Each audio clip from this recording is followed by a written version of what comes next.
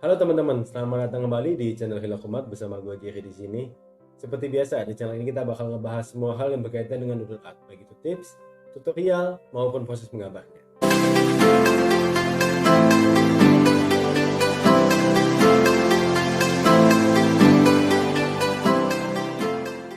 Video kali ini gue mau ngebikin random doodle art menggunakan aplikasi Autodesk Sketchbook. Itu aplikasi gratis. Untuk link aplikasi gue udah taruh di bawah sini. Kalian bisa download, itu gratis, tidak berbayar sama sekali. Dan kalian penasaran hasilnya seperti apa? Simak terus video.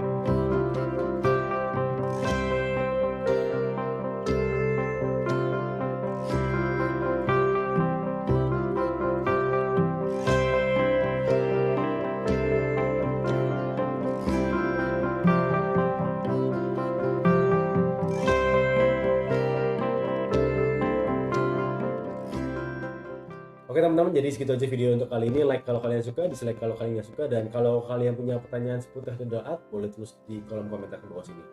Sampai ketemu di video selanjutnya. Goodbye.